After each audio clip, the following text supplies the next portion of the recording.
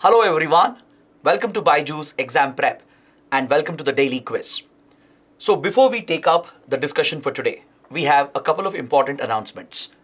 On 31st December, we shall be conducting the BYJU'S National Scholarship Test, and this will give you an opportunity to win up to 90% scholarship on our IAS courses. So those interested can register immediately by using the link provided in the description box below. And the second announcement is that we are also starting one-on-one counseling for UPSC aspirants. If you want to know how to prepare for the exam, how to approach the syllabus, we have our counselors who will be helping you out. So all you have to do is provide your details in the Google form, which is provided in the pinned comment below and also in the description box below. Just share your details and our counselors will get back in touch, and I'm sure this is going to benefit you. So with this, let's begin today's discussion by looking at the first question. Consider the following statements.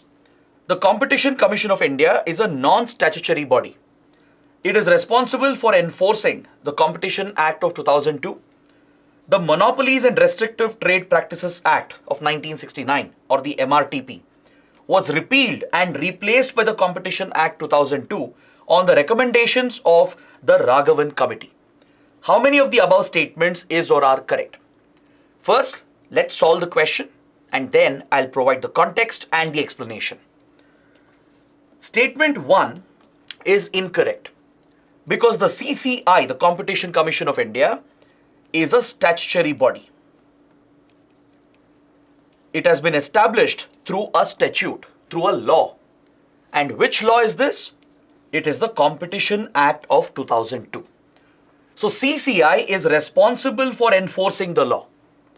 The Competition Act of 2002 provides for its establishment. So statement 2 is correct, but 1 is incorrect. It's not a non-statutory body. It is a statutory body. Statement 3 is also correct. The previous MRTP Act that dealt with monopolies and restrictive trade practices was replaced by the Competition Act of 2002. And this was based on the recommendations of the Raghavan Committee. So statements 2 and 3 are absolutely right. So correct answer would be option B. Only 2 statements are correct. Now, why did I pick this question on Competition Commission of India? Because there is a press release from the PIB that refers to the CCI. Recently, an investment firm acquired stake in Reliance Capital Limited. Regarding this acquisition, competition-related issues had come up and the CCI had to look into this particular acquisition. So the issue itself is not relevant for us. It's not related to our exam. But the CCI, its role, its functions is very, very important for the exam under Indian economy. So Competition Commission of India is a statutory body established under the Competition Act, which replaced the MRTP Act. This was based on recommendations of Raghavan Committee. So the CCI was established in 2009, and if you look at its composition, it consists of 1 chairperson and 6 members appointed by the Government of India. It functions like a quasi-judicial body, and its primary role is to promote the spirit of competition in the economy. Meaning the law prohibits certain anti-competitive practices. Any practice in the industry which could result in the rise of monopolies, for example, or questionable mergers and acquisitions, or if a company which has a dominant position in the market, if it is trying to misuse its dominant position to harm the competition in the industry and to wipe out small competition, or if it is trying to harm the consumers by leveraging its monopoly, all these questionable practices which are anti-competitive comes under the purview of the CCI. So CCI is a statutory body established through the statute and it functions as a quasi-judicial body. So this is actually a very important topic under polity and governance and also under Indian economy. So I feel CCI is very relevant for the prelims exam. So that is why this question was taken up. Now let's look at the second question. Consider the following statements. The Offshore Areas Mineral Development and Regulation Act 2002 is administered by the Ministry of Mines. The Act provides for development and regulation of mineral resources in the territorial waters, continental shelf, exclusive economic zone, and other maritime zones of India. As per international law, a country can harvest any resource found in its exclusive economic zone. How many of the given statements are incorrect? Please be very careful. Read the question carefully. It's asking you to identify how many of the given statements are incorrect. The correct answer is option D, none. All the three statements are absolutely right. So let's check why these statements are correct and why this topic is in news. We have another important press release from the PIB which says that the Ministry of Mines has published the draft rules for offshore mineral block auctions as per the provisions of the Offshore Areas Mineral Act of 2002. See, offshore, that is in the offshore facilities, that is in our exclusive economic zone, there will be plenty of resources present. It's not just hydrocarbons and fisheries, but even mineral resources can be found. There could be polymetallic nodules, there could be lime mud and other calcareous mineral material which has lot of commercial value. So according to international law, according to the UN Convention on the Law of the Sea, whatever resources can be found in the EEZ of a country, it belongs to that particular country. It could be fisheries, hydrocarbons, and as well as mineral resources. So EEZ of a country extends to around 200 nautical miles, and in rare cases it can be extended further depending on whether the continental shelf of the country extends beyond 200 nautical miles. It can even go up to 350 nautical miles. That is what international law says. So whatever resources found here in the EEZ of a nation belongs to that country. That country can harvest those resources. Then of course, in territorial waters and contiguous zone, which is very well within this limit, the resources found here as well can be harvested by that particular country. So India has brought out a law for auctioning and harvesting offshore mineral resources. This law was brought out in 2002 and Ministry of Mines administers the law. Ministry of Mines has recently brought out an amendment as well. This act was recently amended to simplify the auction process and to eliminate any discretion, to remove any opaqueness and to provide for a simple, transparent process for promoting mineral exploration in offshore areas. Understood? So the Ministry of Mines regulates the development, exploration and harvesting of mineral resources in all these maritime zones of India. The territorial waters, which extends to 12 nautical miles from our coastline, where we have full jurisdiction. Even in the contiguous zone, which extends for another 12 nautical miles, right? Even though it's part of international waters, even in contiguous zone, we have limited jurisdiction. And throughout our EEZ, including in part of international waters, according to UN clause, we will have full jurisdiction and rights as far as the resources present are concerned. So to regulate the exploration and harvesting of these resources, we have brought out this law which is administered by the Ministry of Mines. The reason why the topic is in news is because it has been recently amended and the ministry is drafting new rules. And the draft rules has been published for public consultation.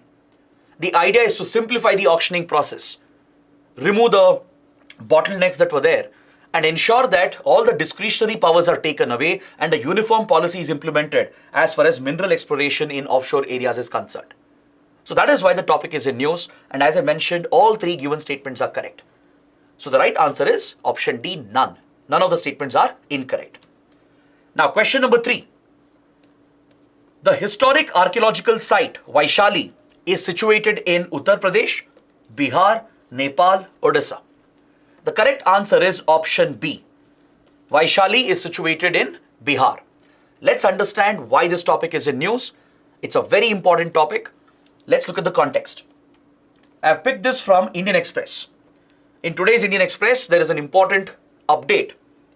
The article says that the Cabinet Committee on Economic Affairs, which is headed by the Prime Minister, has approved a number of important infrastructure projects and economic projects.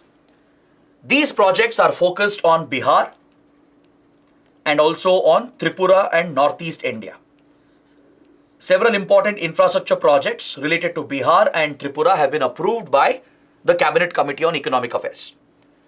The project in Bihar is a very important bridge over the Ganga river that will connect North Bihar with South Bihar. This project will improve connectivity, it will enable transportation, it will give a boost to the local economy, and it will also connect important Buddhist pilgrimage sites such as Vaishali, which is a historic archaeological site located in today's Bihar. So that is why Vaishali was in news. Later I will explain the importance of Vaishali. We'll look at its historical cultural significance. But before that, there's something else which is important in this article. The Cabinet Committee on Economic Affairs has also approved a number of infrastructure projects for Northeast India, especially for Tripura. There is a very important national highway that connects Tripura with rest of the country via Assam. Right now, it's a very narrow road which has become an obstacle for connectivity. So this critical national highway is being widened. This will be a big boost for trade and economy for Northeast India and especially for Tripura. And who's investing in this project? Japan. As part of our Act East policy, Japan has already become a major investor in Northeast India. It is funding several key projects in Northeast India through concessional loans. Japan has a program known as ODA, Official Development Assistance, through which Japan provides concessional loans for various infrastructure and development projects in India. For example, Delhi Metro, the dedicated freight corridor project, the first bullet train project of India between Mumbai and Ahmedabad. All these projects are funded through Japanese concessional loans. It's provided by a Japanese financial institution known as Japan International Cooperation Agency.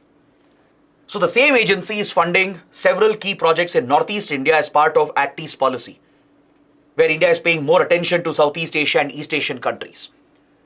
So Japan is going to be funding this key project in Tripura, and it will be providing a concessional loan for this. And this project will be a big boon for Northeast India. It will improve connectivity, it will improve transportation, it will be a big boost for local economy. It will also help improve trade with Bangladesh, because this highway runs through the Kovai border checkpost, which is present on the Tripura-Bangladesh border, and this land border route can boost trade between Northeast India and Bangladesh as well. So these are some important points we take away from this article. Now, let us talk about Vaishali. What is the historical cultural significance of Vaishali? See, Vaishali finds a mention in various historical texts, especially Buddhist and Jainism related texts. They mention Vaishali, and even few Hindu epics like Ramayana, they have references pointing towards the historic city of Vaishali. So today it is located in Bihar, and it is considered as the world's first republic. According to records and these ancient texts, Vaishali is considered as the world's first republic. It's a major archaeological site. There are several Buddhist and Jain related pilgrimage sites and archaeological sites present here. You can see the Vaishali Sanchi Stupa as well, which is an important Buddhist site. This city is named after King Vaishalik, who finds a reference in Ramayana as well. In the texts of Buddhism and Jainism, there are several references towards Vaishali.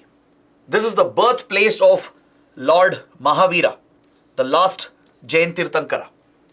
On the outskirts of Vaishali, there was a place called Kundupur. That is where Lord Mahavira is said to have taken birth.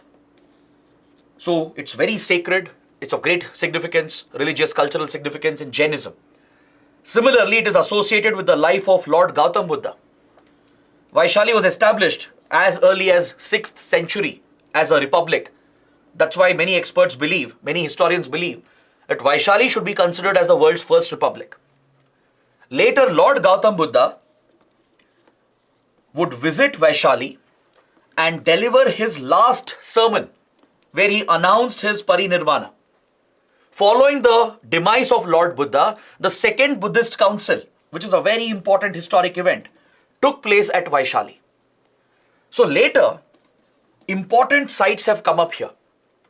Under the rule of Ashoka, the Ashokan pillars were established here. You can see that in the image. This is a classic Ashokan pillar, and you can see a single Asiatic lion placed at the top of the pillar. This is a well-preserved archaeological site here. Vaishali is also referred to as the land of Ambapalli or Amrapalli. Amrapalli was a very popular courtesan, dancer in Vaishali who contributed to the growth and prosperity of Vaishali. Later, she became a disciple of Lord Buddha, and the historic city of Vaishali is associated with the legend of Amrapalli. She finds a mention in Buddhist texts and folk tales as well of the region. So these are some very important points as far as the history, the culture of Vaishali is concerned. Now moving on to the fourth question, which of the following has the power to notify unlawful and terrorist organizations under UAPA 1967? The question is referring to Unlawful Activities and Prevention Act 1967, which is the primary anti-terror law of the country. Is it Intelligence Bureau, which can notify unlawful terrorist organizations under the law? Is it Ministry of Defense, Ministry of Home Affairs, or the Cabinet Secretariat? The correct answer is option C. Because see, MHA is the nodal ministry for internal security. To deal with any unlawful organization or terrorist organization within India, the primary responsibility lies with MHA. MHA is the nodal ministry for enforcing UAPA as well, which is our anti-terror law. So MHA has the powers to notify any organization or even an individual as a terrorist organization and unlawful organizations. Now, why have we picked this question? Because we have an important update in the Indian Express. Yesterday, the Home Ministry has banned a certain extremist group from Jammu and Kashmir. The Muslim League Jammu and Kashmir, which is headed by the Masrat Alam faction. This has been notified by the Home Ministry as a secessionist separatist group. It has been flagged by the Home Ministry for its anti-national activities against India, and it is associated with pro-Pakistan activities in Jammu and Kashmir. The Home Ministry has said that this outfit is involved in enabling terror activities in the region on behalf of Pakistan. So on these grounds, this outfit, Muslim League Jammu and Kashmir, headed by Masrat Alam faction, which is part of the Hurriyat conference, it has been outlawed under UAPA and has been declared as an unlawful organization. So MHA not only has powers to declare an organization as unlawful and as a terrorist organization, it even has the powers to designate individual terrorists. This power was added recently through the 2019 amendment to the UAPA.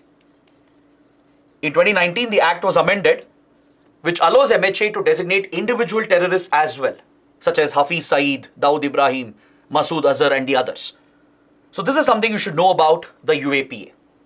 Now let's take up a PYQ from the 2023 prelims paper. With reference to scheduled areas in India, consider the following. Within a state, the notification of an area as scheduled area takes place through an order of the president. This statement is absolutely correct. The question is referring to 5th schedule areas recognized under the Indian Constitution. These are tribal areas in the country that are provided few special provisions in order to provide for tribal welfare. So these scheduled areas within a state, it is notified by the President of India. So statement 1 is absolutely right. Statement 2 says the largest administrative unit forming the scheduled area is the district and the lowest unit is cluster of villages in a block.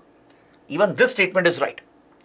When a scheduled area is notified by the President in a given state, that is when it has a significant tribal population, the largest administrative unit can be the district and the lowest unit will be a group of villages at the block level.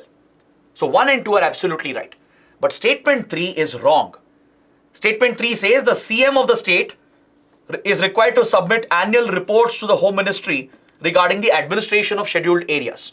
This is incorrect. It's not the CM. It is the governor of that state who has to submit a report to the President of India, not to the Home Ministry. The governor of these states, they get few special discretionary powers regarding tribal welfare. Even a tribal welfare council is constituted by nominating few MLAs from the Legislative Assembly, and the governor submits a report to the President regarding administration of these scheduled areas. So statement 3 is wrong. So how many statements are correct? Only 2. Option B is the correct answer. Now coming to the fact of the day. Today the Indian Express carries an article in the explained section which refers to PM Janman scheme that was recently launched by Prime Minister Modi.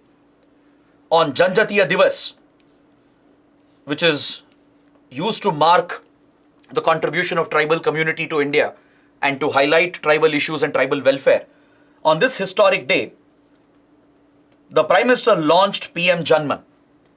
It was approved by the Union Cabinet. It was announced by PM on Janjatiya Divas.